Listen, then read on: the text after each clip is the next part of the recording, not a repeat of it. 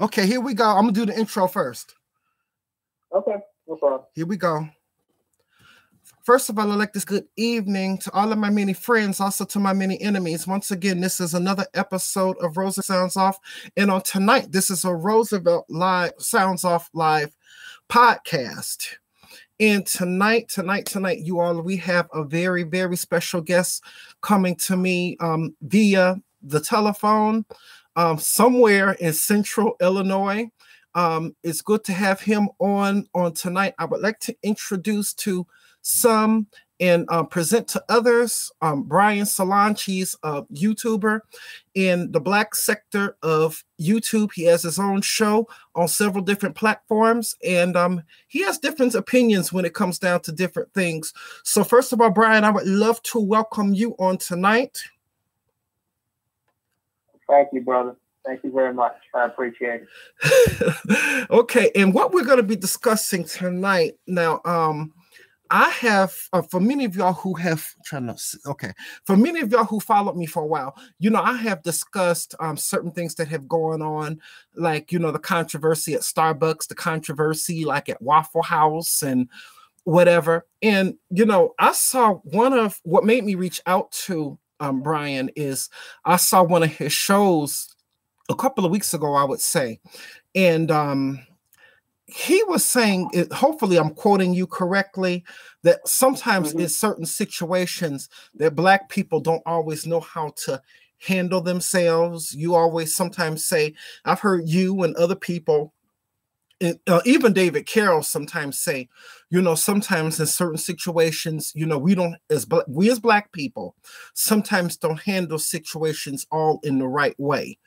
Sometimes instead of like talking normally or whatever it is, sometimes we want to get all mad. We want to huff and puff and yell, scream, cuss or whatever. I mean, how do you feel, about that? Or how do you think a person should be able to handle themselves in a bad situation? Life situations that happen to us almost every single day. Well, my philosophy is very simple, and it's been this way for quite some time. There was a song that my dad always used to sing a line from it when I was younger. And the line that he sung was, you got to know when to hold them, know when to fold them, know when to walk away, know when to run. Now, I agree, you also have to know when to fight. Yep. You got to know when to argue. Yeah. You got to know when to resist. Mm-hmm. The problem seems to come into play with Black people as a collective, especially in the United States of America, is that we don't know when to do which one, where, why, or how. Mm-hmm. And that's why, unfortunately, we see an overabundance of our fellow brethren, and I guess you could say sisterin, getting themselves into these predicaments that, sometimes turn tragic, and oftentimes wind up being very dramatic. Mm-hmm. And do you think that many, because the first thing I'm going to deal with is situations whenever Blacks are confronted by police, because you kind of know my story, and I have told others. I think that's how Roosevelt Sounds Off got started here, about 5 years ago. Because it was due to a bad experience I had with Chicago police, where a lie was told. I wasn't involved in no criminal activity or doing anything like that. A lie was told on a certain member of my household, because I rent a basement in somebody's home. A lie was told on her son and all of us that we had guns and drugs here. So, because it was like one other lady, she's a Chicago police officer. Her house got broken into, and she got all pissed off and everything with everybody in the neighborhood. So she decides to go and tell a lie on, my landlady's oldest son, and saying that we had guns and drugs here. And they send like 30 to 40 narcotics and gang officers to raid this house. And now, they called us the N-word and all of that other kind of stuff, cursed at us, did all of this other kind of stuff. But yet, if I'm confronted, let's just say later on, let's just say by police, I mean, I'm already, because of that experience, even though that was like 13 years ago, I'm still on edge if I'm confronted by police. So, I mean, do you think that any kind of past experience, because you don't know everybody's story, so do you think that any kind of past experience like with police would cause somebody to like respond in any kind of way? And do you think that that is a normal thing? And Well, let me say this. I completely understand that people have different negative experiences that affect them later on in life in a negative way. It can affect everything from the way they reason in certain situations to them in relationships, to them on the job, etc. And I don't doubt at all that all of these cases that we've heard, from Sandra Bland, all the way back to Rodney King, perhaps, in those cases and many millions of other cases that we haven't heard, they have had some level of negative experience with the police that perhaps caused them to feel that, perhaps have, a panic attack like I was telling you about earlier. I don't know. But what I do know is it has to be understood. You see, I want to help you and your audience understand something. I'm not coming from a position where I'm saying that, it's always the black person's fault, or it's always the fault of the person that's being handcuffed. No, that is not what I'm saying. Okay. What I am saying is you have to understand dealing with a police officer is equivalent to dealing with someone who walks into a bank, okay, with a gun and says, everybody get the fuck down. Excuse my French, okay? Yeah. Now, no matter whether you suffer from anxiety, depression, whatever, if you don't get your ass down, there's a good chance you're going to get shot. Now, does that make it right? No. Are they breaking the law? Yes. Are they in the wrong? Yes, absolutely. Are they going to later pay for the crimes that they committed and, the people that they violated? Absolutely, if they get caught. But what I am saying is on the scene of a bank robbery, okay, when they say hit the ground and keep your face down, that's what you do, no matter how you feel about it. If you want to live and if you don't want, to become an example, right? Same thing with the police. Now, should the police have a God complex-like authority? Absolutely not. The police should abide by the law like everybody else. I told two stories. I don't know if you heard me talk about those on my video, but I told two stories of my encounters with two police officers that were unfairly harassing me in the northwest suburbs of Chicago. Oh, yeah, I heard about that. I heard about that. And once in Elk Grove Village. Yes. I felt very disrespected. Okay. I felt very annoyed. I felt very bothered.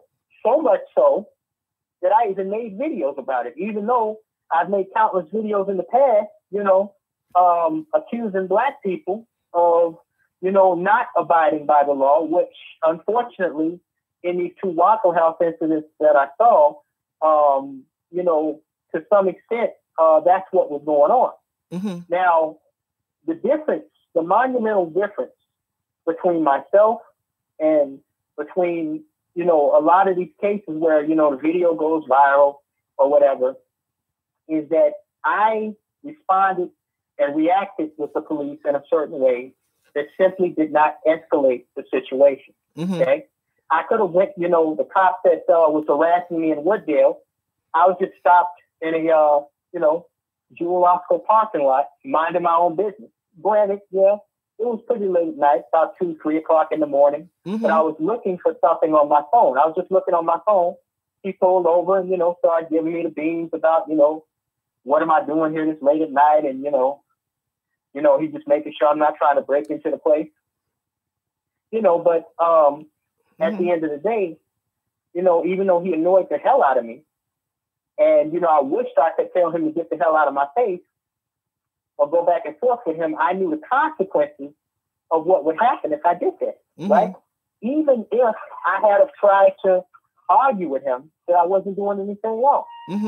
So what I did was, I, said, okay, officer, you have a nice night. And, he went on about his business. I went on about mine. And that's what Black people, as a collective have to learn how to do now. Here's the catch. If the officer is in the wrong, okay, there are things that you can do to make them pay, to make them regret messing with you. But going back and forth with them on the scene is not one of them. It's as simple as that. Why? Not because they're right and you're wrong, but because they're going to win that confrontation on the scene 10 times out of 10. Okay? And that's what Black people have to understand. I complained to the Wooddale Police Chief, the City Hall. I did the same thing in the Elk Grove Village case. In the Elk Grove Village case, the police commissioner, he threw the young rookie cop that was harassing me outside the Howard Johnson Hotel in Elk Grove near O'Hare Airport completely under the bus. He said, oh, he's a new officer. We'll retrain him. I agree with your assessment that he shouldn't be harassing people sitting in their cars in the parking lot. And we're going to deal with it. I can assure you of that, Mr. King. So I played it cool on the scene. He asked me for my ID. I didn't refuse to let him see my ID because that's illegal. If an officer asks to see your ID, it doesn't matter what you think. It doesn't matter if you wasn't doing anything wrong. You got to show him that ID. If an officer moves to arrest you, it don't matter what you think. It don't matter how offended you are. Yeah, but I always thought, not to cut you off or anything, but I always thought, I could be wrong too, that, for them to ask you for your ID or for them to identify you, I thought that you have to be in a commission or about to commit or have already committed a crime. I just thought that they just couldn't, they got to have probable cause to do this. But a whole lot of times they ask you for ID and they don't even want to tell you like what it is. They stopped you for and everything until like everything is all over. Then after they've inconvenienced you and all of this other kind of stuff, then they'll probably tell you. Yeah, well, in the state of Illinois, from what I know, police do not have to, you do not have to be in the commission of a crime for police to ask for your ID. However, if they're going to arrest you, they are supposed to tell you why they're arresting you, and they are supposed to read you your Miranda rights. So it's oftentimes not just Black people, a lot of people in general do get that mixed up. Now, if a police officer is in the wrong about something, unless they're doing something, directly to threaten your life, I will just comply and then afterwards file a complaint. Make sure you have the best witnesses possible. Put your phone on record and make sure that, you do everything possible to make sure that they are held accountable for their actions, as I did in both the Wooddale and Elk Grove Village cases. Now, had I argued with those two officers, refused to show my ID, went back and forth with the fat, bald head, donut eating cop in Wooddale, there's a good chance I would have got arrested. He would have called back up. It would have just been a big, unnecessary, escalated mess. See what I'm saying? Yeah. But because I didn't try to fight with the officer, even though, like I said, I can relate to what people saying. I was unfair. Most of my encounters with cops, the cops act very professional. But in these two cases, the cops were assholes. They were jerks. They were messing with me for no reason. They were ignorant, of what was going on. But I didn't try to challenge them. Because when you try to challenge somebody with a gun and a badge, their ego is going to kick in, whether they're in the right or in the wrong. Perhaps if you comply, they will realize, oh, I see this person's not doing anything wrong, and move on to the next. The problem that Black people have, I think, is that they feel like they can react to everything, in a high pitch, I'm mad, now the world's gonna find out type of matter. And you know, a lot of white people have that problem too. The problem with doing that with the police is, you know, then if they get mad, the problem is they got the law, a gun, a badge, a taser, you know, a baton, backup, everything under the sun except a nuclear bomb. Okay? Mm-hmm. So, you know, at the end of the day, it's really up to the individual. You know, do you want to, it's like the dude told Denzel Washington's character in Training Day. Do you want to go to jail or do you want to go home? It's that simple. Now, like I said, cops in the wrong, there are things you can do, you know, to make sure that they get in trouble. Yeah, but the thing is, I did all this after all of this happened, especially after I found out it was completely bogus. Because come to find out, now in my situation, I can't speak about any others. I can only talk about like what I went through. In my situation, come to find out that they had my landlady's son locked up for like a day or two. But come to find out when he went to court, there was no history or no paperwork of this raid ever having taken place. They couldn't find this thing any place in the system. So, you know, and when they came into the house, the only person that they showed this so-called warrant to was me. And then they snatched it away. But come to find out, they never officially went to a judge to ask for a warrant for a raid against this house. Come to find out that all of these 30 or 40 narcotics and gang officers were all this woman's friends down at the police station on 111th Street. And okay, I never received any justice. It's been over 13 years. So a whole lot of times, even when we file complaints, nothing ever happened. Right. Well, let me ask you, this goes back to what I was saying about making sure that you be the best witness that you can. And nowadays, in the age of the smartphone, that you have proof. Okay. Now, I know 13 years ago, things may have been different, but yeah, we had smartphones then. Did you guys have anything on recording? No. Did you have witnesses? It was just me. It was just me and my landlady's, you know, boyfriend and everything at the time named Harry. And of course, my landlady's son, who they had handcuffed and took outside and put in a police car. I mean, I heard out in a police car, but I heard he was cussing them out. Oh boy, I wish I could have been out there. But instead, they handcuffed me to my landlady's boyfriend. They searched my entire room, tore everything up and everything. And at the time, Harry was cooking something. Can you believe he was cooking I guess he was going to make a salad. They took a head of lettuce or something and even cut it all up.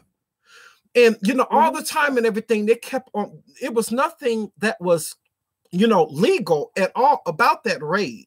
Because all the time they kept on making comments about it, you know, because like, you know, it was like a week before that, you know, one of our pastors here in Chicago named Reverend James T. Meeks, you know, he's the pastor of Salem Baptist Church here in Chicago. He had been, I guess, questioned by police or had been pulled over, and it kind of turned out bad. And I guess some of these same cops were out of that same station.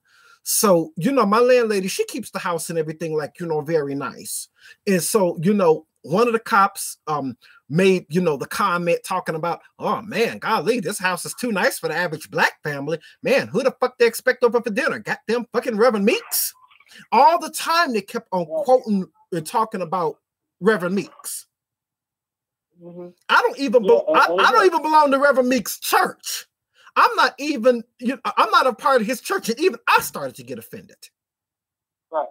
And again, you know, going back to what I was saying, I am in no way, shape, or form saying that all cops are good cops.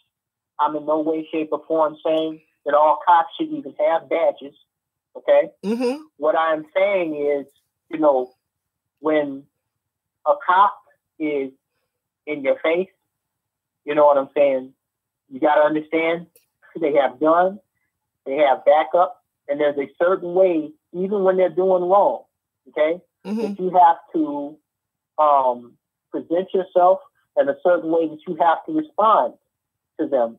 to avoid, especially if a situation is already escalated, like a raid, like what you're talking about. Mm-hmm. You know what I'm saying? There's a certain way that you have to respond to that. Now, the absolute best thing you can do in the case of a cop being an asshole, like in the Elk Grove Village and Woodville situations in northwest suburban Chicago, for me is you be the best witness. Make sure you have other witnesses. Make sure, after the cop leaves, you guys get your story straight.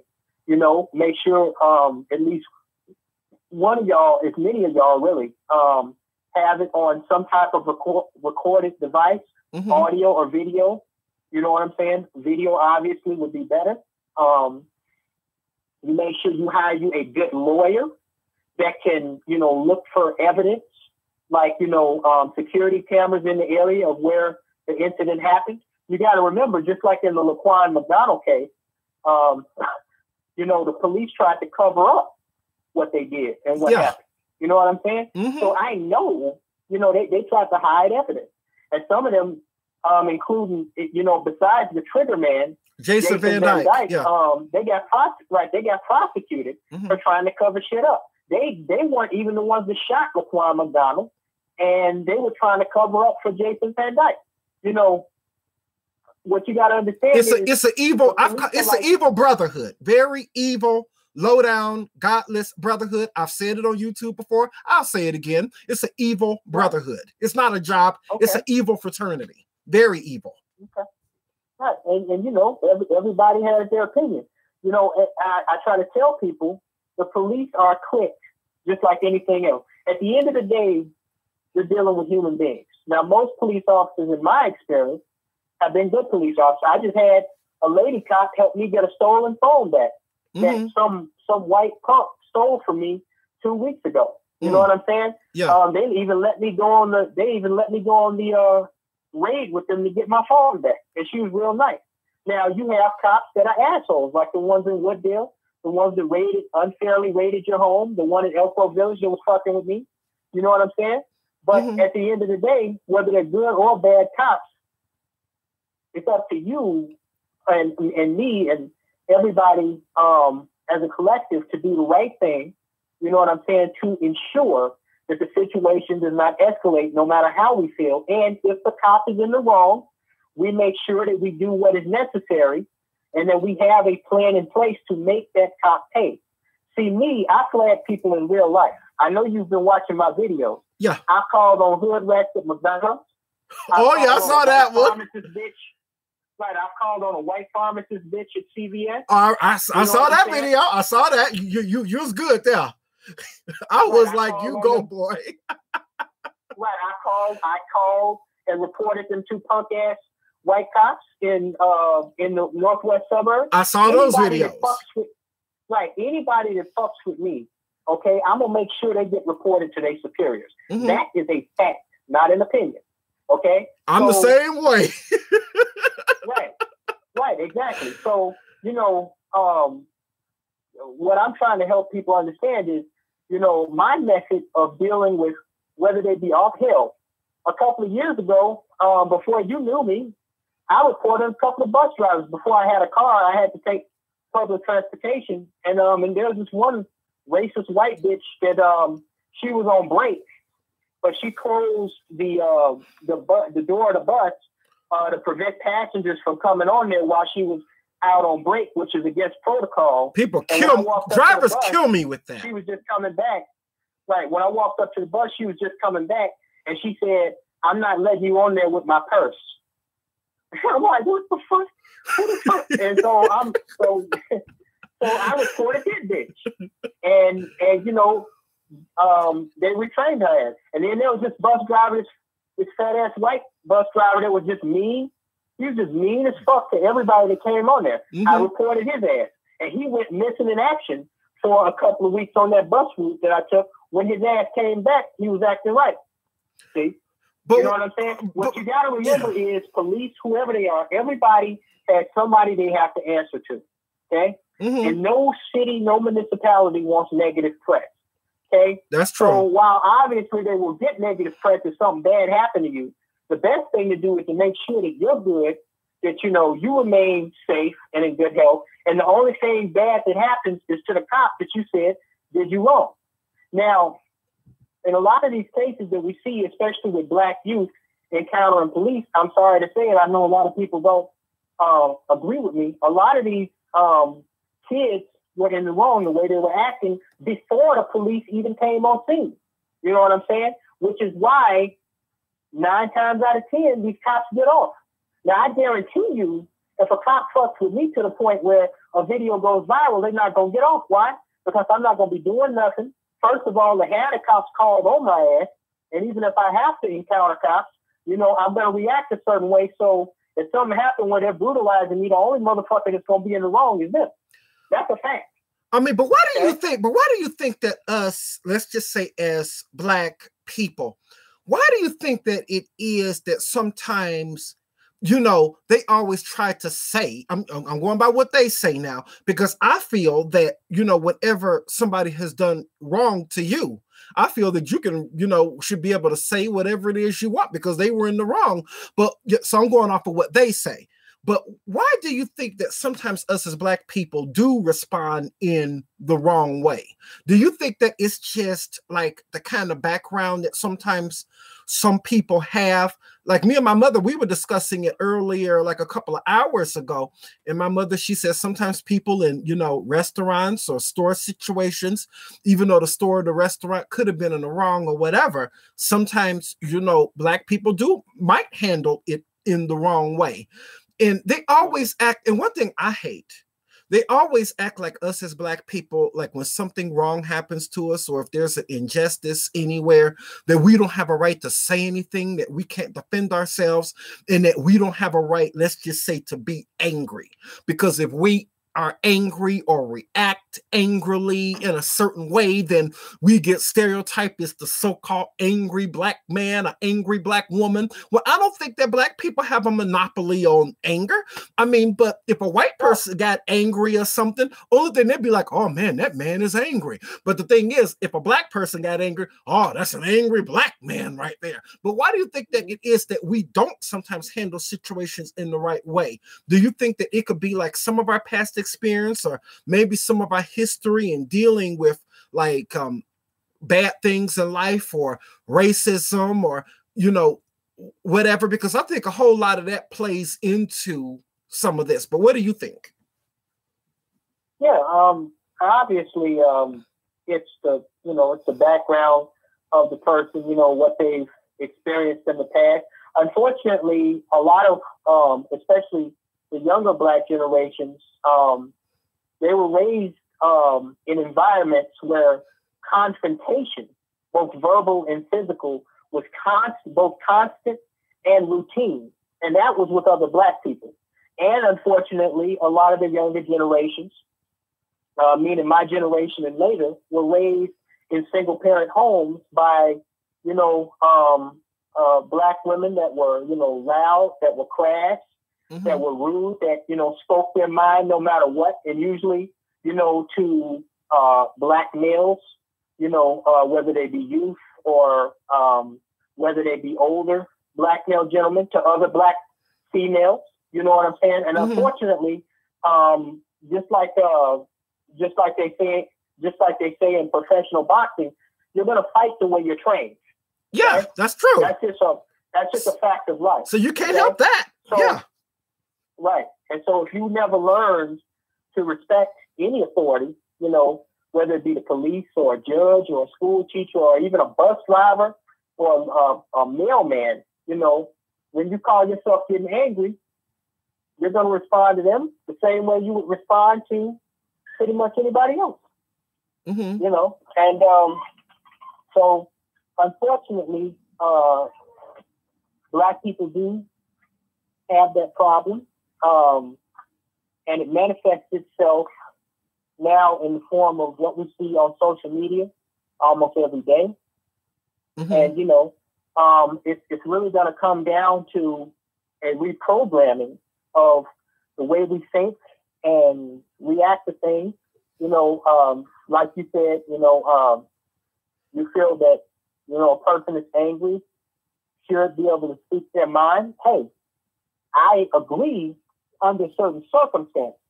Okay, Mm-hmm. if you get speaking to Joe Schmo on the street and they disrespect you and they say something to you or do something to you, yeah, it should be at your discretion to defend yourself. Within reason. Like the police are only supposed to use force that is proportionate to what is necessary to restrain and detain a person that they're trying to, get into custody. And we've seen them go overboard. Yeah. It's the same thing with you as just a regular civilian.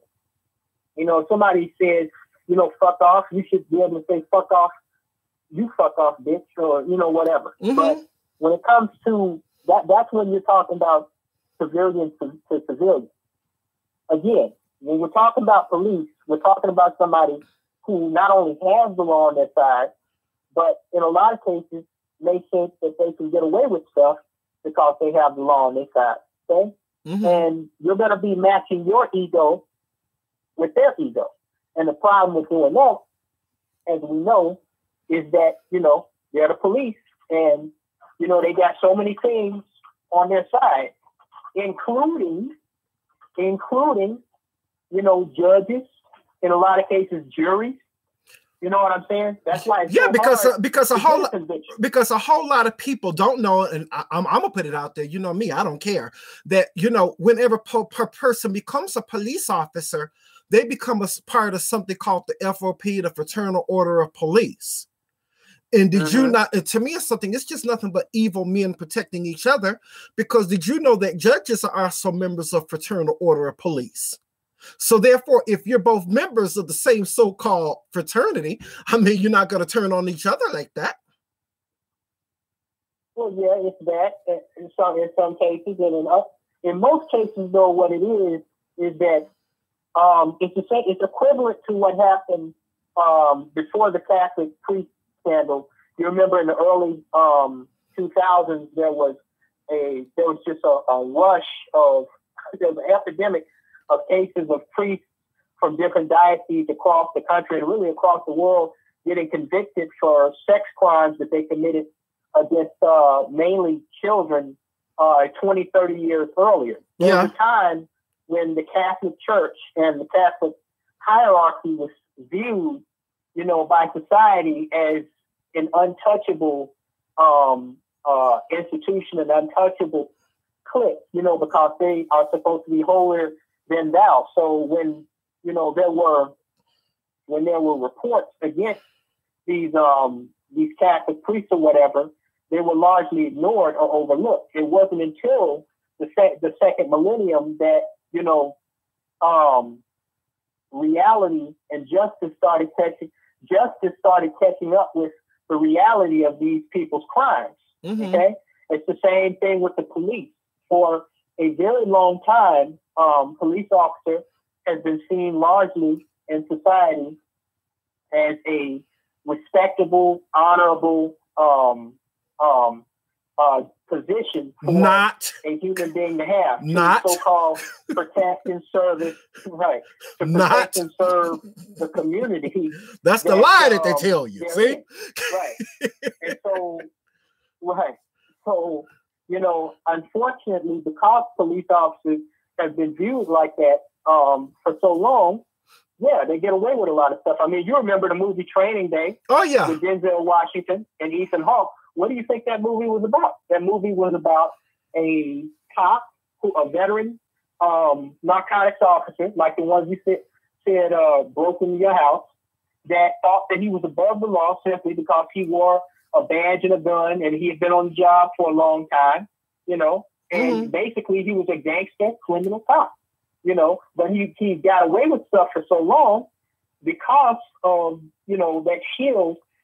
He knew to some extent it protected him from persecution based on what society, including those who run, the so-called halls of justice, this perception that they have of the police officer. Mm-hmm. The perception of the police officer is polar opposite in many cases to the perception that society has of black males, especially young black males. Mm-hmm. And unfortunately, some of that is, we got to fall on the sword for a lot of that ourselves, because we have not, taken the necessary measures to ensure that, we raise our black males in a correct way. We've left it up to these single baby mamas, and we've seen what happened. But, some of it is unfounded and unfair, so, it's really a kind of a toss-up type of situation where, we just have to know how to play it the right way, when it needs to be played that way. When you're around a cop, if they acting stupid, you don't act even more stupid, just let them do what they got to do, say what they got to say. And when they're gone, you make sure you call the appropriate authorities and burn them. And now, do you think, moving on a little bit from that, but kind of still staying in the same realm, do you think that the same thing should, because, we have seen, because I saw you do like one video, maybe on the Starbucks thing that happened to the two gentlemen in Philadelphia. Do you think that we're seeing the same kind of thing happen whenever we have problems like in restaurants or something? Because, we've had that happen. And plus, it was also, a couple of incidences in Waffle House, one that took place in Alabama, and another that took place in Warsaw, North Carolina. But the thing is, if you really look at both incidents, at least one in particular. Now, the one in Alabama, I don't know if you know about that, where the girl, I guess, came into the Waffle House with her friends after they went partying. And then, they said they came in drunk and they were kind of loud or whatever. And then I guess that there was a dispute where she ordered her food over a plasticware set, because she said, I guess when she had gone there like a day or two before, they hadn't charged her 50 cents for this plasticware set. So they wanted to charge her now. So only thing that she wanted was number from corporate and everything. And then, the waitress got into it with her, told her that she needs to know her place. And, I guess that they were already kind of drunk or whatever. And that one thing that they had done wrong, at least as far as I know, is they brought in a bottle of alcohol into the restaurant. And I know you can't bring a bottle of alcohol into their restaurant. But anyway, the police ended up getting called. And then in the end, the police, they didn't try to find out, from what I've heard, they didn't try to find out like what was going on or anything. The only thing they saw her do was acting aggressively. Her name was Shakisha Clemens. They saw Shakisha Clemens acting aggressively. They didn't even try to find out what was going on. They immediately just threw her on the floor so hard that her top of her dress came off and her breasts were exposed. Now, do you think you think that was called for or what? Because I think that wasn't even called for. I don't think the police even need to really be involved in that. Well, there's two issues at play here. You said it. You pretty much gave it away at the beginning, and I did see that video. You said that the police observed her acting aggressively. What are police going to do when they see somebody acting aggressively? And the other thing is, she resisted arrest and she refused to leave the restaurant. See, this goes back to, and she already entered the restaurant, violating the restaurant's policy. Now, was the waitress, being a little tough with her, maybe because she thought the black girl, was trying to give her a hard time? Yeah, probably. But if you want a corporate office number and the restaurant workers refuse to give it to you, all you have to do is go on your phone, okay, and look up the corporate number yourself and call them, as I have done many times. I wasn't about to go back and forth with them hood rat bitches in that McDonald's. I wasn't about to waste my time doing that through that drive-through window. But I was going to let them know how I felt, just not face to face, because I know that's a waste of time. Okay, I want that CVS pharmacist that wouldn't let me use the bathroom. I was about to go back and forth with her, through that over that pharmacist desk. But I was gonna let her know what I thought. Her and CVS know what I thought. Okay, and I got results. Now, you know what I think about black females. I ain't gonna even go there. I saw the tape. I know the type of black female that is.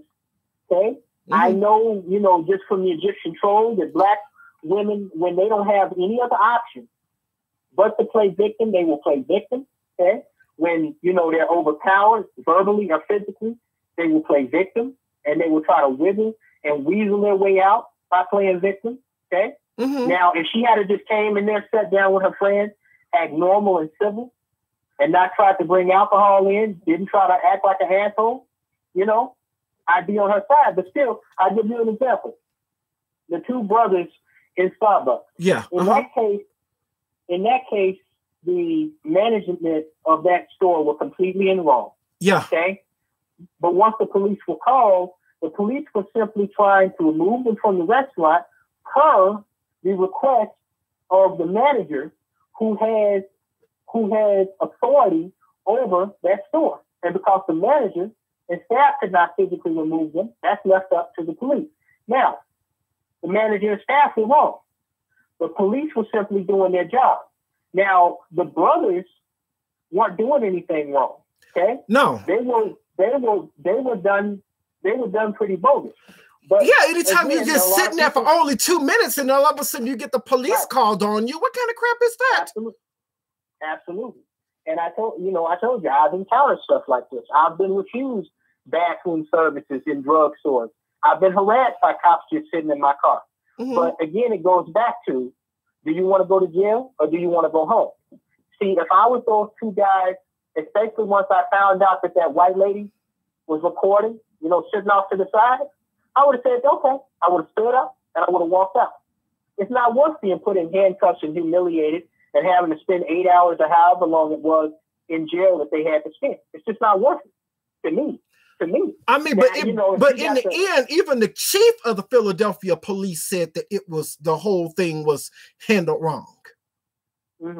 Even he had to admit it. Right. Once again, see, we're talking after the fact. See, Michael Brown, Freddie Gray, all these guys are dead now. After the fact, somebody will come and say it's wrong. After the fact of you sitting in jail, being tased, batons, whatever. After the fact of whatever has happened to you on the scene, then people will come out and give their opinions on it. I happen to be of the belief system that I would rather be alive and safe than try to defend my pride and my ego. Okay? After I survive the scene, after I walk away with my freedom, then I deal with my pride and ego by making the people who violated me, pay for what I feel like was them doing me wrong. Unfortunately, black people as a collective have it backwards. Okay, you try to go, and we see niggas even do this amongst each other. That's why so many of them get shot. Arguing in a club. Now there's a good chance that there's a nigga in that club, or the group of niggas that you going back and forth with. There's a good chance one of them has a gun and don't mind using it, right? So is it really worth you trying to act tough in front of these little hood rat hoochie mamas that don't give a damn about you, trying to go back and forth with this dude trying to stand your ground when in about 5.5 seconds, bullets are about to start flying and there's a good chance you're going to get hit, right? Once again, you know when to hold them, know when to fold them, know when to walk away, know when to run, okay? Black people as a collective, especially in this country, they seem to have a problem knowing when to do which one, where, how, and why. Okay. Now, if you're being done bogus, I'm not saying just take it. I'm just saying fight smart. Okay, fight smart. Be smart. You can still make the person regret fucking with you. Just assess the situation. Like if I'm standing around minding my own business, and some 350-pound, 6'5", muscle head motherfucker, bump me in line at a at a movie theater while I'm standing with some girl that I'm dating. You know what I'm saying? I'm not going to turn around like, Nick, hey, nigga, you better watch where the fuck you going, bitch. You know, I don't think I would do it either. Right. So, you know, I'm upset. I'm offended at the nigga that just did that, whether he did it on purpose or by accident. But, you know, there's ways that I can get back at that motherfucker. You know what I'm saying? But I'm not going to try to stand there and try to act tough because I don't know if he's one of them gentle giants or if he's one of them grizzly bears. And if he's one of them grizzly bears, you got a problem. I'm probably going to be in some fucking trouble real fucking quick. See? So the same, you understand what I'm saying, right? Uh-huh. So all I'm trying to get black people to understand is, you know, it's the same thing with the police. Unfortunately, on the scene, we are not on the same level as the police. Unfortunately.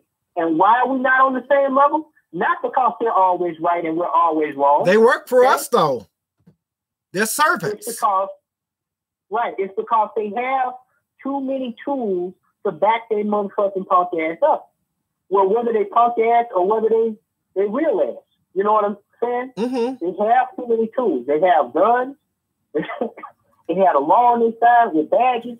They have a baton. They had a taser. You know, they have backup. So what I'm saying is, I'm not going to keep regurgitating this.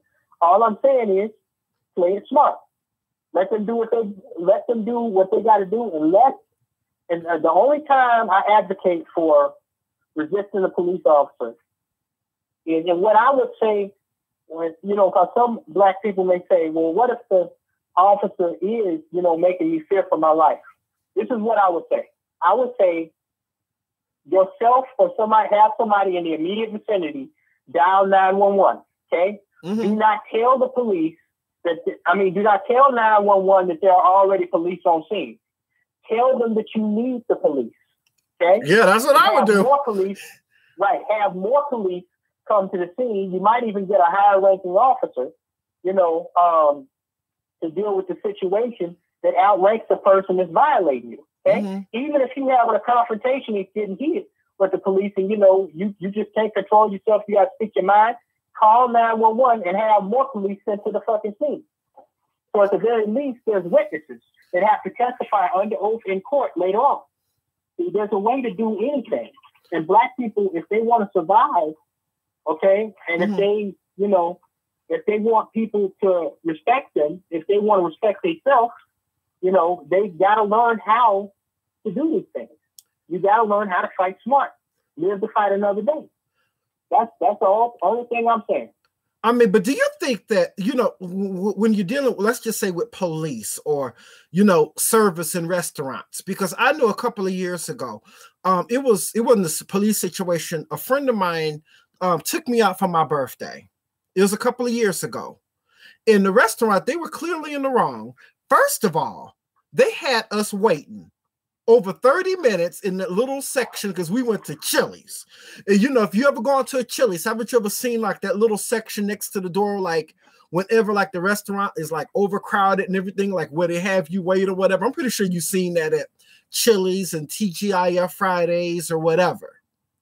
And, you know, they had us waiting there for like 30 minutes or so. And then we finally got a table. And now they only have 2 waitresses in the whole place.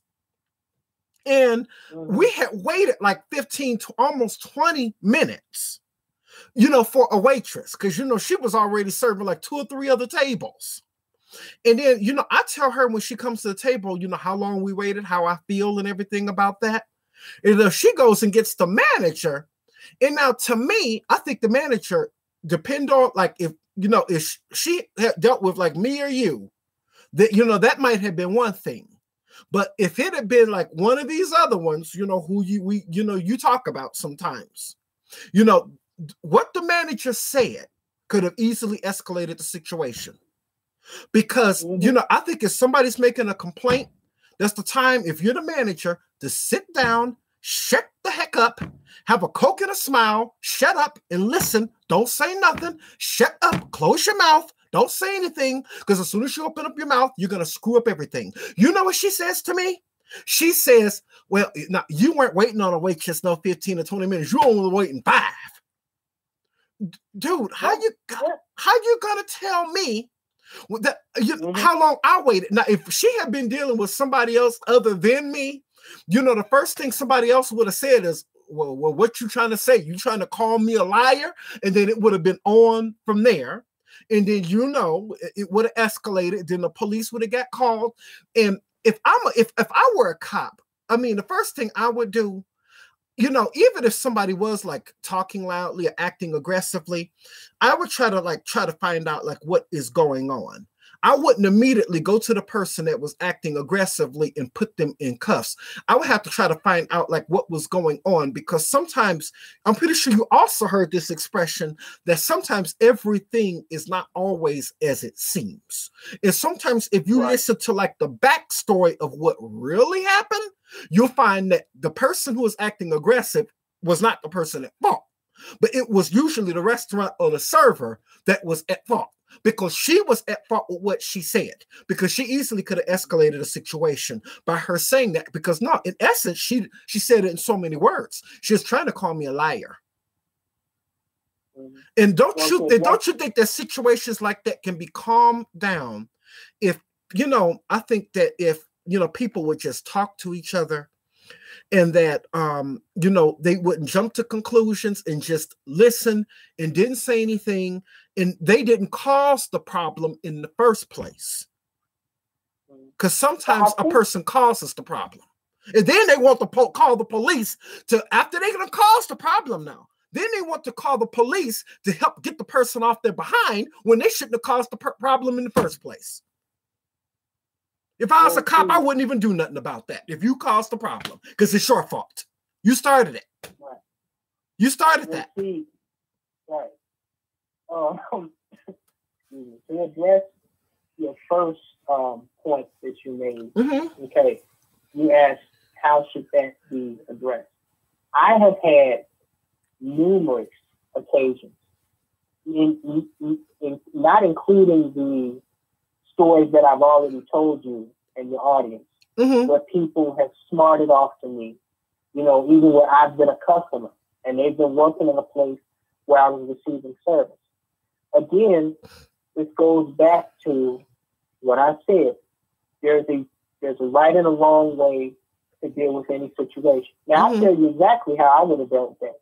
And I think perhaps because I'm an introvert, because I don't trust the right motherfuckers enough to really socialize with them on any major scale in my real life in the first place. So I'm definitely not going to waste a whole lot of energy. I might say a little something, but I'm not going to waste a terrible amount of energy arguing with any stupid motherfucker, especially once I deem them to be a stupid motherfucker. All I would have did, I would have looked at that bitch, I would have smiled, and I would have said, "You'll be hearing from corporate." I would have backed that stool up, got off of it, turned around, and walked out of that place and took my money somewhere else. That's what I would have did. But I guarantee you, her and her manager would have been hearing from corporate. Yeah, but the thing is, it still turned out good in my favor, because even though golly, the manager, when she said you was only waiting on a waitress 5 minutes, golly, that was like her story. She was sticking to it. So in the end, I didn't argue anymore. I just, as my mother's former pastor, Reverend Donna, you said, God rest his soul. Sometimes, certain things in life, you might not like it, but sometimes you have to suffer it to be.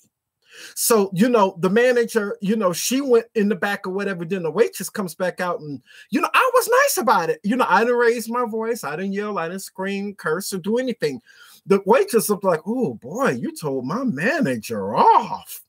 But in the end, did you know the manager, because of that, ended up giving us more than half off the bill?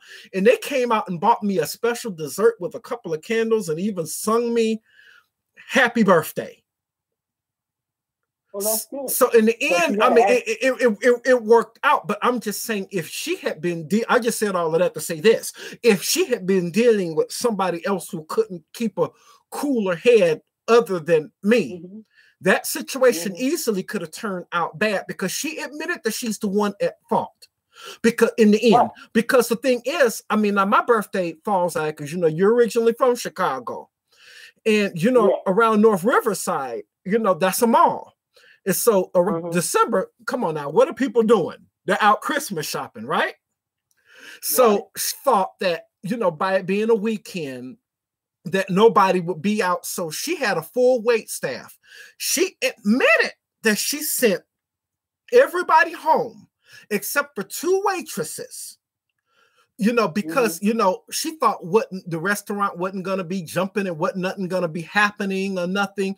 And plus that night, even though it didn't happen, they had already predicted for Chicago, we were supposed to get like 8 or 9 inches of snow that afternoon. So she thought it didn't happen. I think we only end up getting 1 inch, maybe 2. We didn't end up getting the 8 or 9 that they had said originally. But, she admitted she sent everybody home because she thought nobody was coming in. Come to find out that it wasn't like she thought, that the place was actually full because, a whole lot of people, they was coming in from shopping because a whole lot of people, whatever they bought, they had their shopping bags and everything with them. So she admitted that they were at fault, but still wanted to sit up and call me a liar. So I think I think a whole lot of stuff can just stop, and not escalate.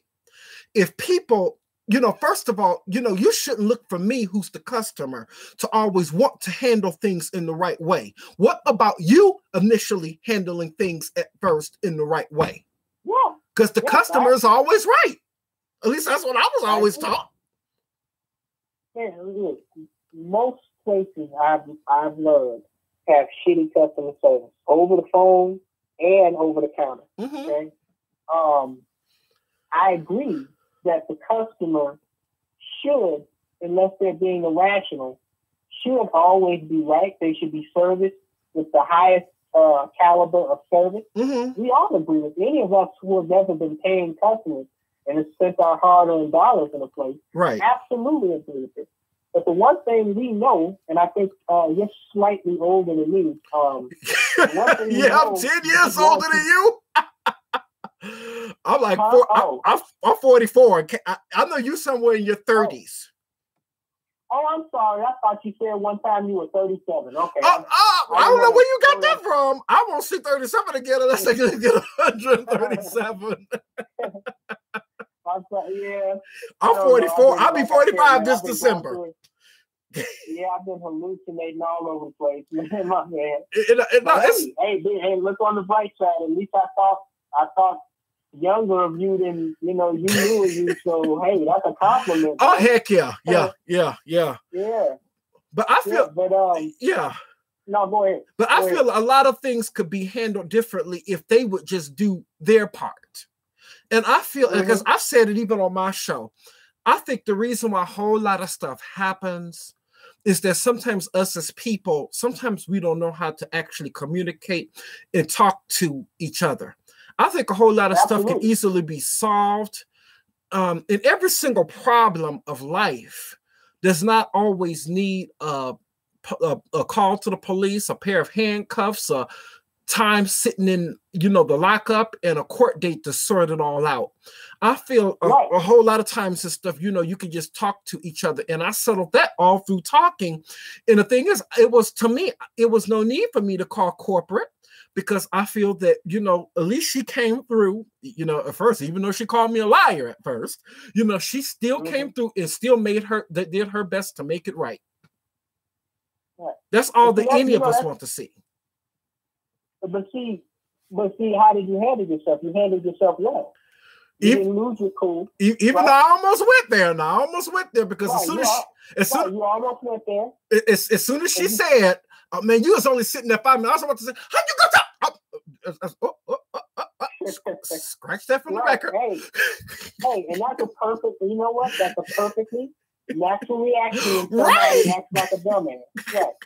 However, in a public setting, I'm glad to see that my friend Roosevelt, used as an example. He used the Dr. King approach, and he handled it in a diplomatic way. That's one thing I unsuccessfully tried to teach my ex.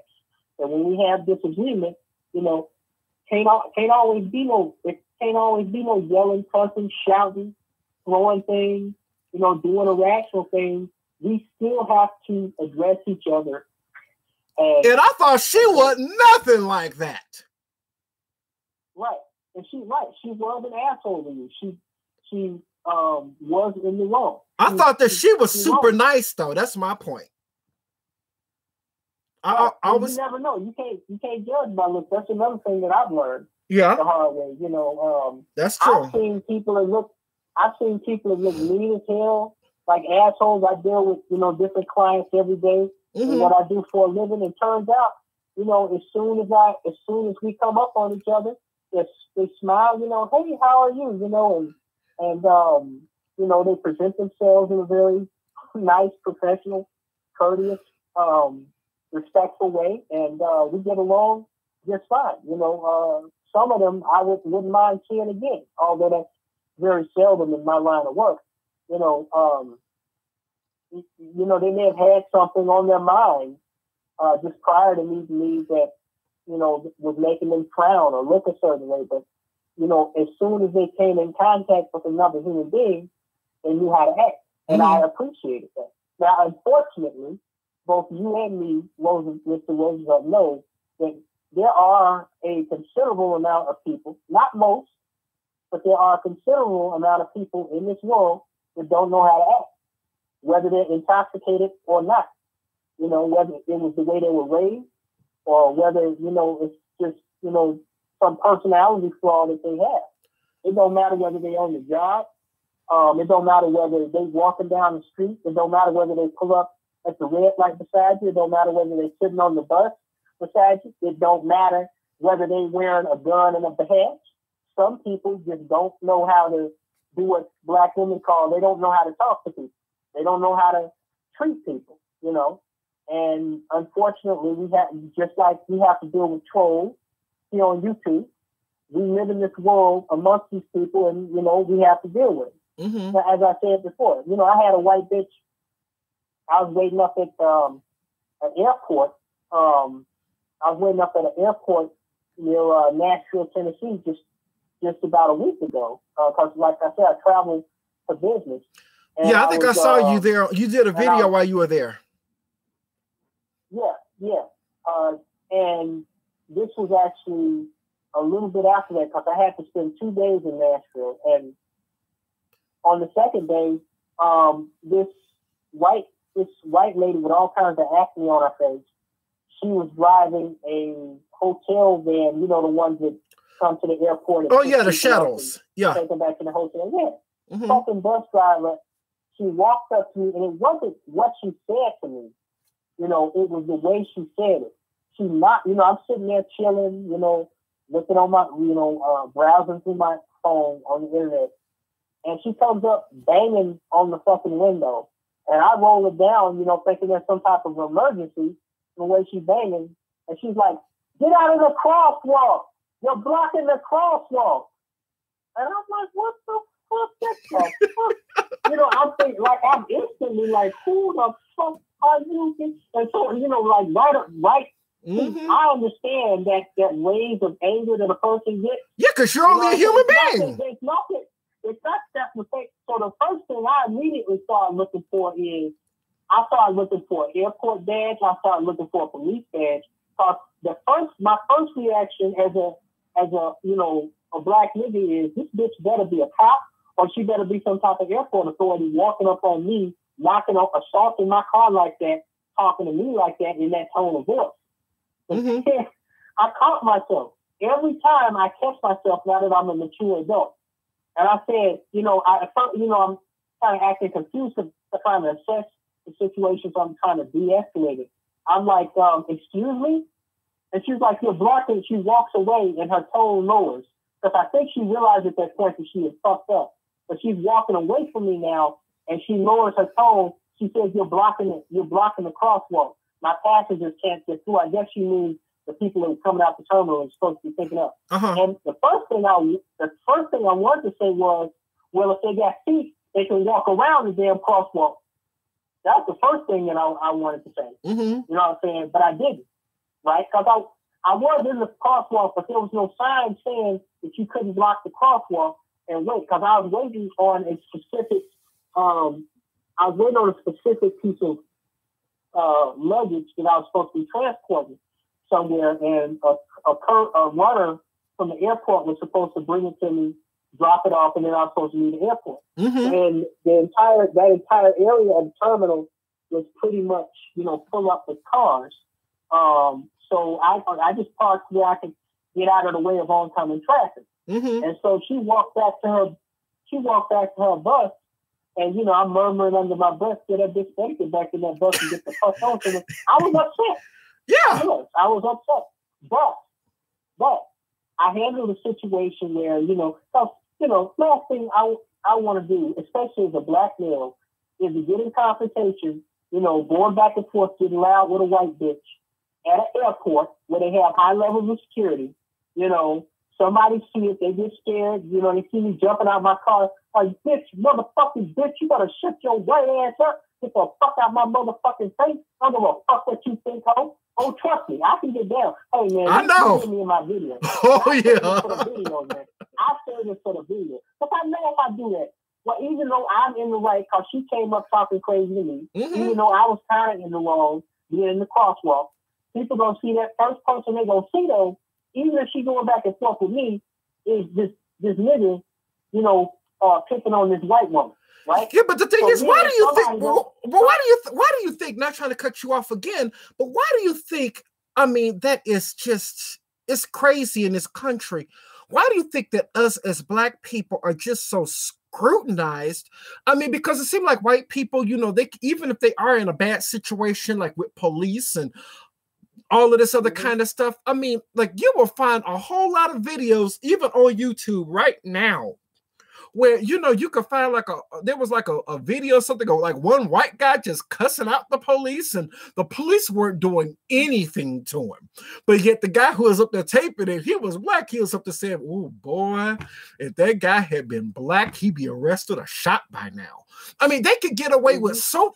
It's amazing how much cursing and all of this other kind of stuff that the others can get away with, compared to us. And I believe that in 2018, I believe we're supposed to have some kind of equal rights or anything, but it seemed like it's kind of like we're back in Jim Crow, where, something could happen to us wrongfully or rightfully so, and we cannot stand up and defend ourselves. We can't do anything to defend ourselves. And the others, I mean, whites can just go ahead and just say whatever and just get away with doing every single thing. But why do you think that we are just so scrutinized like we do? And we have to seem like a fine chalk line. We can't do anything. We can't say anything.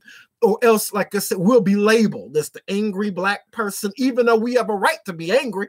Even the Bible says you have a right to be angry, but it does say be angry and sin not. But I mean, if you're, have been done wrong, or if you see somebody else that has been done wrong, you have more of a right to be angry. We don't have a capitalism or we don't have a cap on anger in the black community. You know what I'm saying? If you're Asian, you can be angry. If you're white, you can be angry. But why are we always so scrutinized just because we happen to get angry over something that is done to us rightfully so? One explanation: the hip hop era. See, you're absolutely right. I agree with you. Everybody has the right to be angry. I'll be goddamn somebody telling me what kind of a man or what kind of a human being I have to be. I have the right to do and believe, whatever I want to believe and whatever I want to do, just so long as it does not impede upon the rights of someone else. However, unfortunately, there's a certain stigma about black people, and particularly black males. Okay? And a lot of this is, a lot of people will say, this stems from the racism of Jim Crow, but no, not necessarily, because we're dealing with generations that are somewhat removed from our grandparents and even parents' generation. A lot of what is fueling the negative stigmas about black males and how we're aggressive, and how the police feel like they have to get extra tough with us if they feel like with talking back or whatever. A lot of that has to do with this glorification of gangsterism, of what Tupac called thug life, and that being, through the Jewish liberal elite that, made a lot of these representatives of this type of mess famous. They basically displayed this to the world, and this went into the TV sets of, white suburban America. Mm-hmm. And that was 30, 40 years ago, where they see, the music videos of, Ice Cube, talking about, gangster and fuck a cop, and, Snoop Dogg talking about, he grabbed his 22, and what's Ice T's cop killer, and all of this stuff. And so that, along with the sheer ignorance of seeing a lot of these young black youth walking down the street with pants sagging and wolf packs, unfortunately, the world sees us how a lot of us see us. And a lot of times, unfortunately, it's hard, especially to the untrained eye. Fortunately, I have a trained eye, but to the untrained eye, it's hard to differentiate between, someone who is acting like a chief savage and someone who is just a black UCLA student, pursuing his PhD. Mm-hmm. You see two black men get angry, get worked up, and you don't see that one of them is actually, a working class citizen that pays his taxes, takes, has a wife, takes care of his family, mm-hmm. and the other one is just an ignorant, weed-smoking savage that still lives with his mama, past 21 and has a criminal record. All you see is a black man that's angry.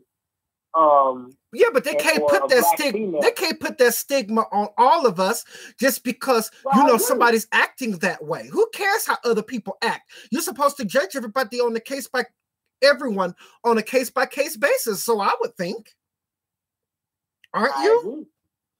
I agree, but unfortunately, and I just talked about this in the last video that I released today.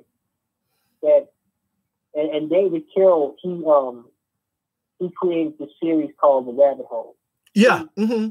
The way I came to the conclusion that a majority of black females are, let's just say for the sake of your podcast, not my fucking friend, and certainly not on my side, is I had to go down that rabbit hole that he talked about, and I had to accept some very, very harsh truths about the opposite sex of my race, going all the way back to slavery until now, that I wasn't willing and ready to accept when I first went down this rabbit hole in November 2012.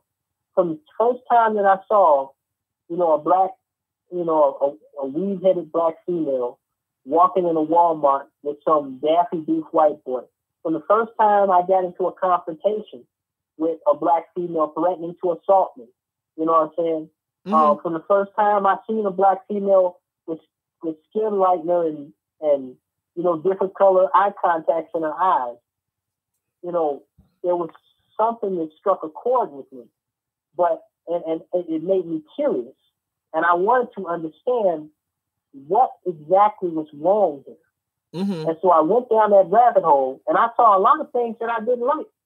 And in the case of, the situation of why black people are treated unfairly, I've gone down that same rabbit hole and I've come back up and I realized that there are several factors, but the main factor is one word: flawed mankind. Now, from your perspective, you're making a legitimate argument, a lot of which I agree with. Mm-hmm. We do have the right to be angry. We do have the right to respond when we're being treated unfairly, whether that's by the police or whether that's by an ice cream clerk at fucking, Baskin Robbins. You know what I'm saying? Yeah.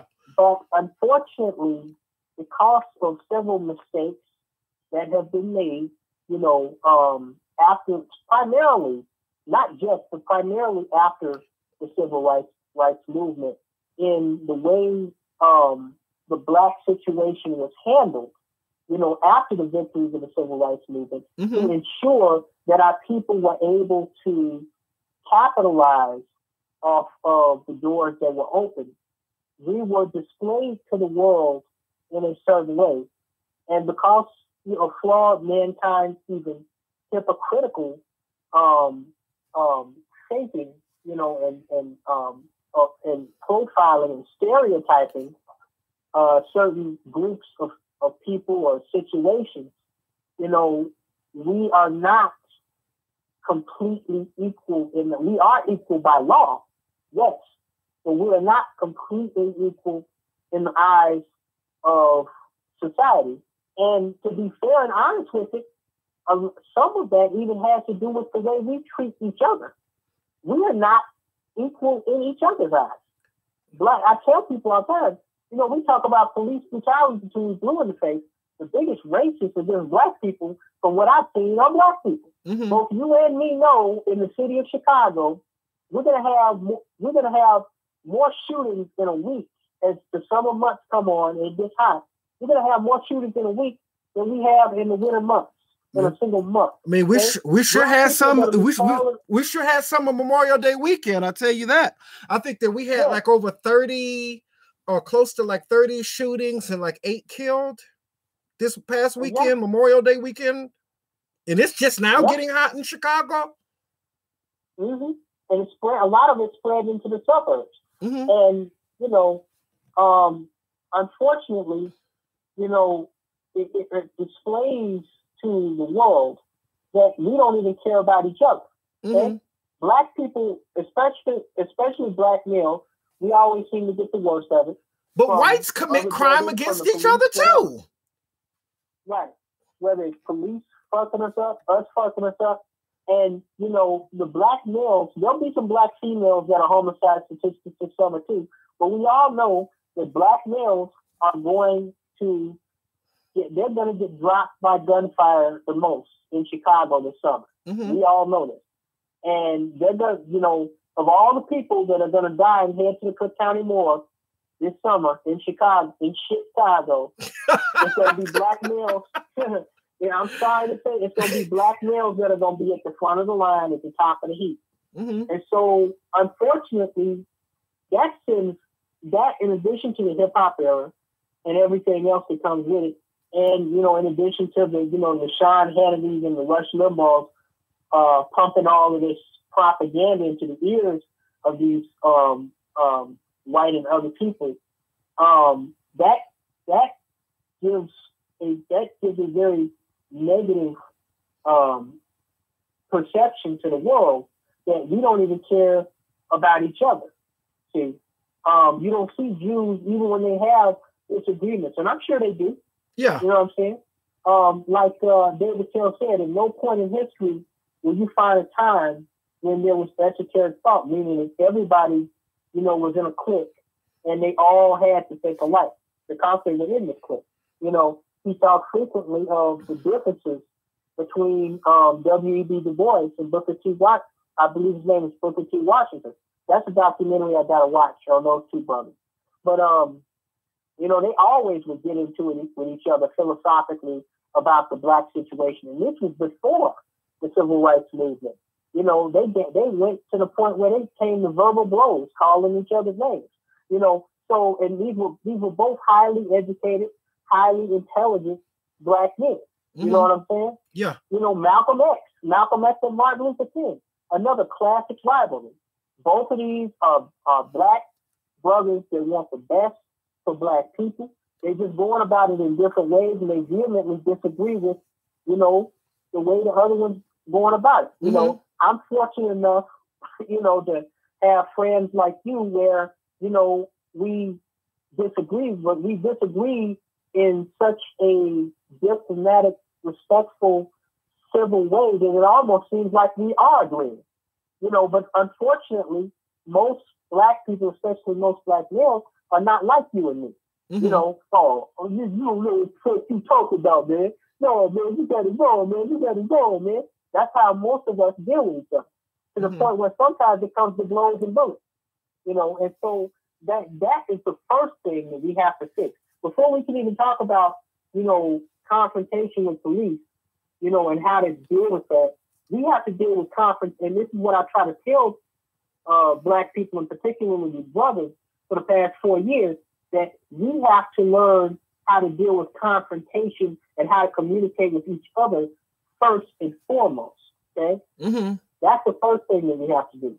And once we do that, then not only do we know how to deal with others from the outside world that we already know have a certain perception of us, but we will, be seen a different way by the rest of the world. Now, I'm not saying that we have to give a fuck what, some Peckerwood thinks of us.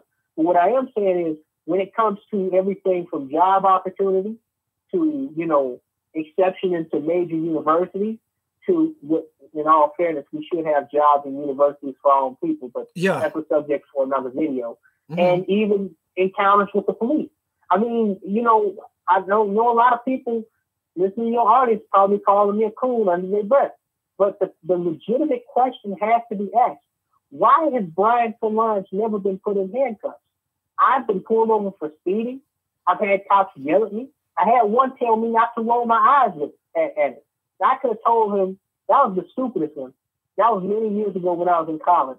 He told me, don't roll your eyes at authority. And he stepped forward like he was going to do something. I could have easily told him, I could have made a fool out of him because he was standing beside a security guard that called on me for playing my music too loud in my apartment.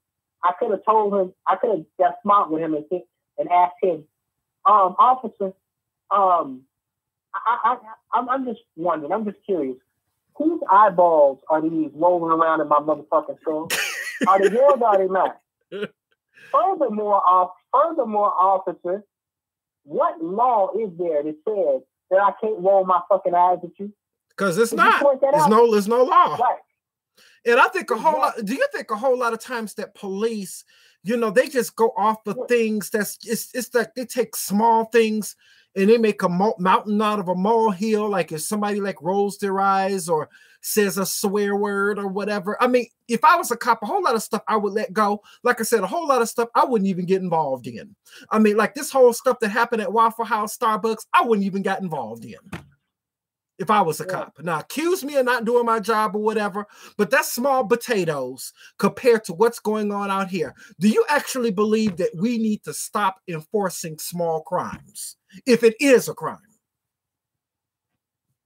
No, I believe that all crime should be enforced simply because there's going to be a victim, even if there's not a victim. Okay, you can't have people running around in a civilized society doing whatever they think they want to do.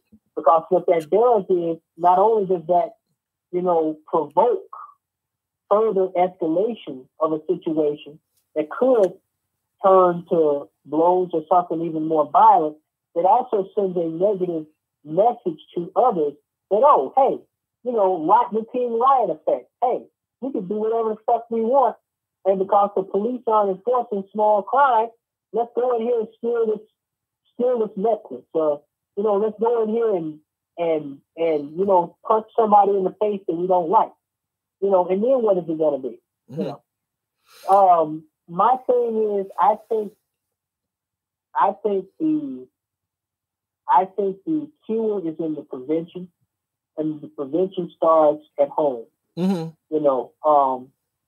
When it comes to police officers, I do think, a lot of law enforcement agencies, they are in a rush to get new officers, like they just announced in Chicago. They just put 1,000 new officers on the street to enforce,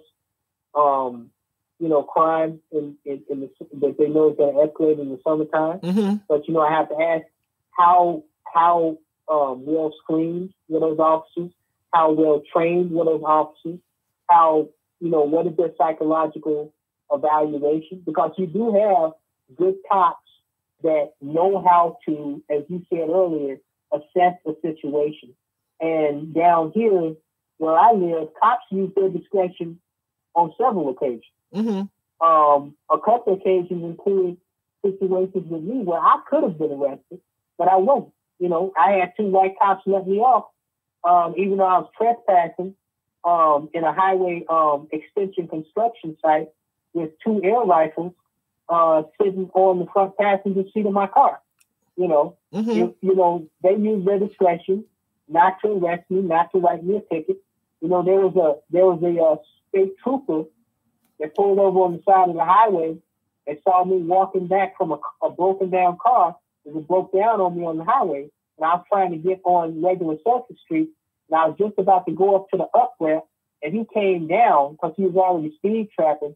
He came down, and he, he said, "Stay right there," you know, and like there's an all points bulletin out on the nigga with a broke down car. But at the end of that, and I'm thinking to myself, "Oh my God, I'm hot, I'm tired. I just got done risking my life walking 2 miles on the freeway. Why is this happening to me?" And I did feel sour about it, but at the end of things, you know, he checked my ID. He realized I wasn't a threat. I explained to him the situation, that my car was broken down, and he not only he didn't write me a ticket, he gave me a break. He said, you know, normally we tow cars within 2 hours, but he said, you know, just get your car off the highway when you can, man. You know. Yeah, but what about situations? What about situations like what happened at the Waffle House in North Carolina? Now, earlier I sent you the video with they interviewed Anthony Wall. In case some people don't know that, you know, he is the 22-year-old who was arrested by the Warsaw, North Carolina police after having a confrontation with staff members at the Waffle House in North Carolina, which was, if you listen to his interview, which was of course their fault, because they're the ones and everything who started the bad behavior with him. You know, I think he's supposed to be like gay or whatever. And I think that, you know, they said one of the workers called him a homophobic slur. And then, you know, one of the waitresses wanted to throw syrup on his sister and all of that. But when the police ended up getting called, he didn't try to find out like what was going on or anything at all. He just went like right to him and just started grabbing him and everything. You know, what about situations like that where they don't even give you a chance to explain like even what happened? And then the worst part is the mayor of Warsaw, he comes on to something which I just think is something, excuse me for saying, that he is just, you know, pulling some type of Uncle Tom stuff because, you know, he's a black mayor of Warsaw, North Carolina, talking about, oh, this wasn't a racial issue. This was nothing, just about a man or a young man just breaking the law or whatever. And that's all it was. They're trying to say he resisted arrest, but at the time of something the cop wanted to arrest him, he wasn't even announced, first of all, that he was under arrest. He just grabbed him without even finding out like what was going on. He just rushed in like a bull in a china cabinet, not trying to see even what happened and not even trying to figure out the backstory. That's what kills me about some of this stuff. Right. So that's why I had asked you prior to us doing the interview, I had texted you. I was trying to request more information. Like I wanted to see the full video before the officer came on scene. I wanted to see exactly what happened. Now, I know in the interview, the boy, he showed, you know, some of the footage on his phone, but I noticed, I find it particularly strange that I cannot, as hard as I researched in the hours leading up to the interview, I could not find. There is not. There really is none, but just like a small snippet of like him hollering at the waitress, but that's all.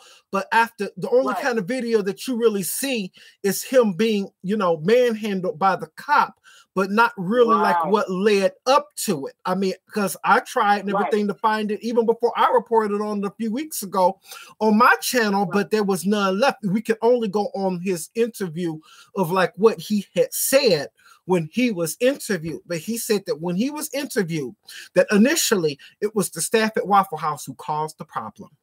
But yet, like I said, a whole lot of these institutions, they cause the problem, but then want the police to come and get the person off of their behind after they didn't cause the problem. If I was a cop, I'd be like, you know, you called me up for this, handle this yourself. You started it. You handle it.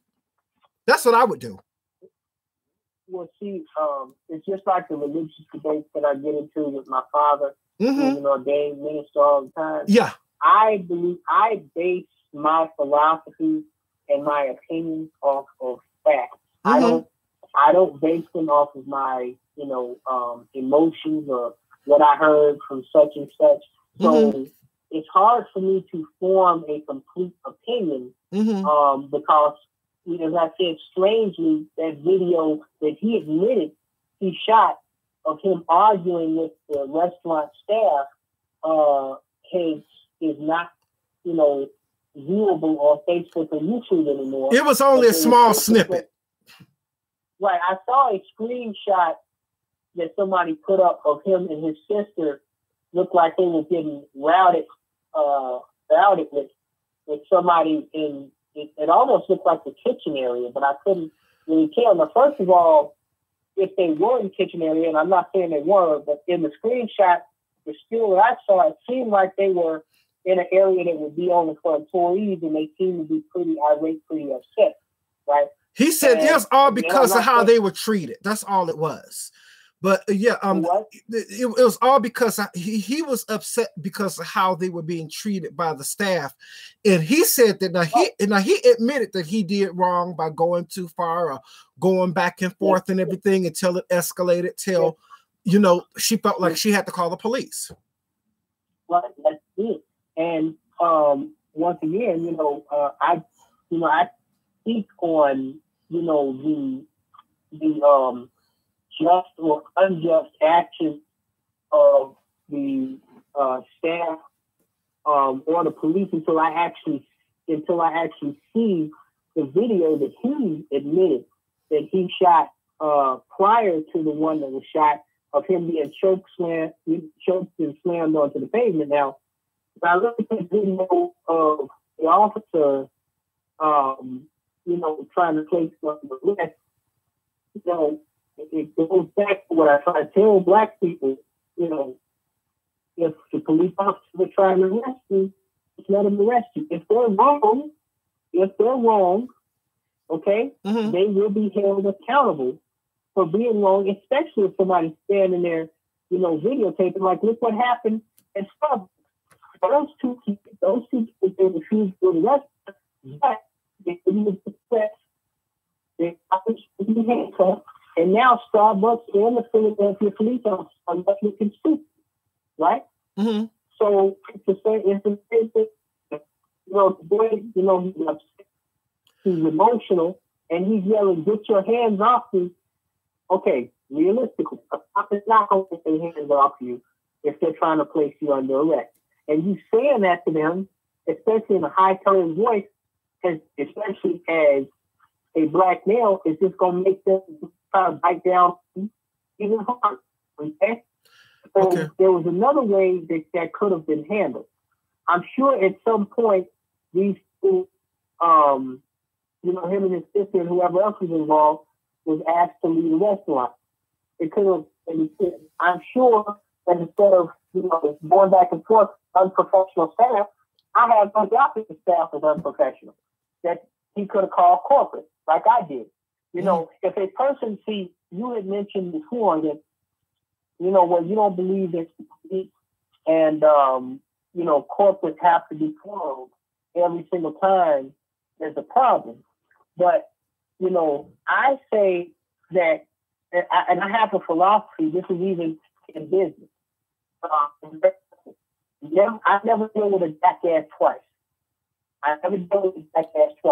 And what that means is... Oh, you kind of breaking up a little. Okay. It could be the position of home, but I'm underground right now. You underground? Yeah. Oh, that's better. Can you hear me better now? Yeah, a little bit. Yeah, that's better.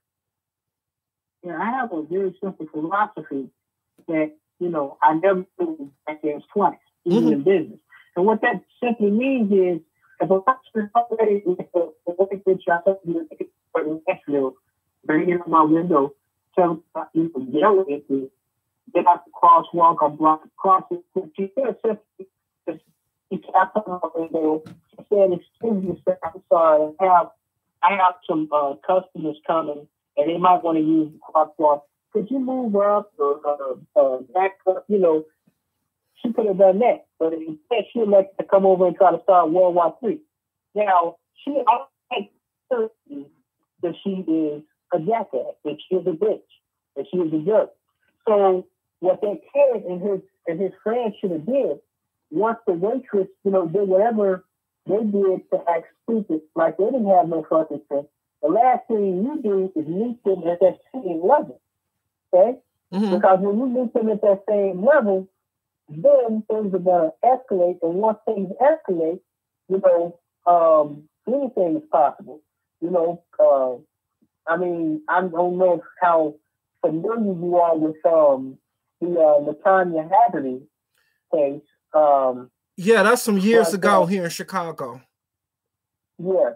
And then there was another one in Los Angeles, even many moons ago, when I was barely more than a baby in LA. I don't know if you're familiar with that Latasha Harless. And in the Latasha Harless, yeah. You can actually go on YouTube and watch a video of that letter. Where this young black girl, she walked into a supermarket or it's a Korean-owned store, in Los Angeles. And a lot of people, that was Korean business hit so hard because black people wanted revenge for Latasha Harless. But what happened was the young black girl, she came in there and she grabbed a juice or something, and she pretended like she was going to walk out of there, and the Asian lady blocked her and started arguing with her, and then Latasha Harless started, getting irrational. She knocked a few things over, started going back and forth, and then she flipped the Asian lady off, and she went to turn around and walk out of the store. And at that time, when Latasha Harless' back was turned, this Asian lady pulled a gun and basically got back of the head. Yeah, the Asian lady, her name was Soon Jan-do. Right, which was a leader. And I forget, she got charged with this was oh, you really breaking up. Huh?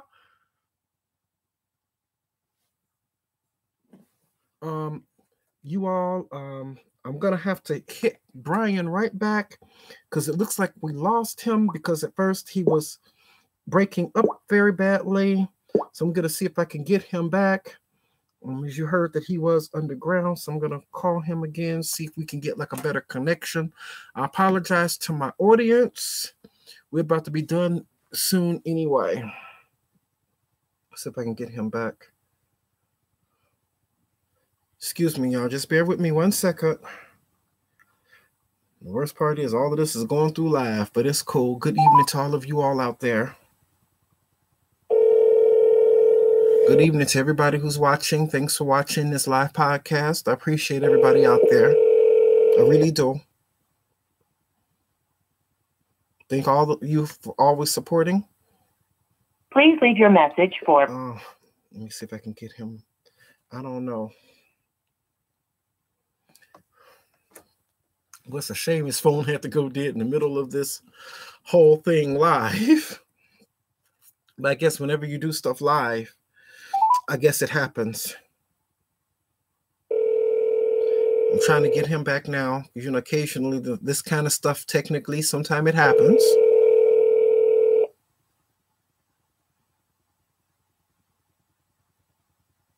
Please leave your message. I'm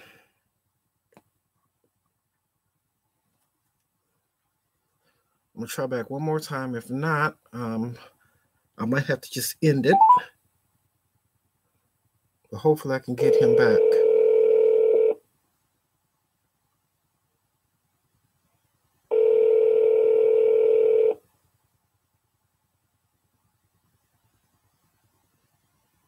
Please leave your message for...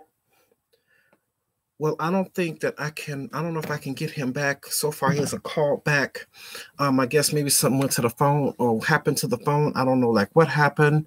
But, he was here, my guest tonight, Brian Solange.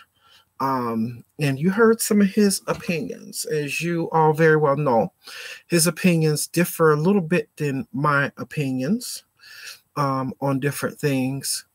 And I would have to say, I want to give my closing remarks, but golly, I sure wanted to get a closing and everything, certainly from him. So I'm going to try one more time. If I can't do it this time, you all, that's probably going to be it for the night. We have to, I guess, do this or get together some other time. I don't know. Y'all know how this sometimes can go.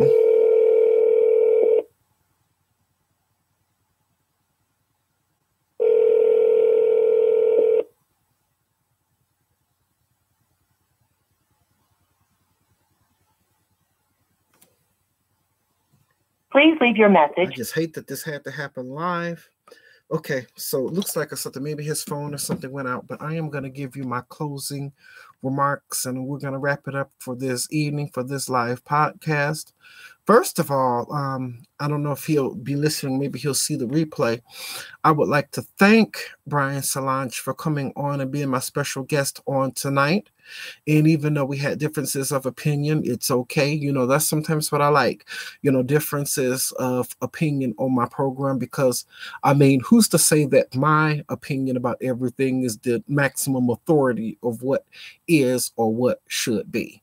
So I'm glad that he was able to come on even for a little bit. I'm glad that I'm sorry that his phone and everything like went out, but I'm glad that he was able to come on for the first time on Roosevelt Sounds Off.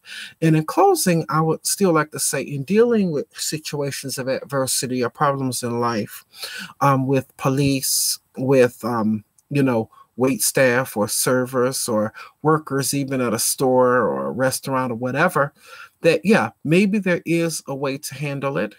And if you do feel like you're being treated wrong or feel like you're being abused, there are right ways to handle it. I guess me and him, we both agree on that.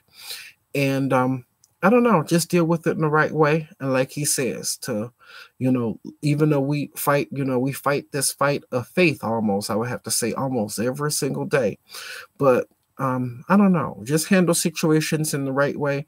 And that way, even though we fight smart, and we live to fight another day. I sincerely, you know, echo his sentiments on that. And if you ever want to find Brian Solange, you can find him under Brian Solange on YouTube. And you can also find him on the BitChute platform. That's where you can also find him if you want to check out any of his content. I think it's very much worthwhile. So with that, we've been on here for quite a while, so I'm going to say good night. It was nice seeing some of you all out here. Thank everybody for watching live, this live podcast, and thank once again Brian Solange for coming on my show of Roosevelt Sounds Off. And with that, I'm going to end this stream.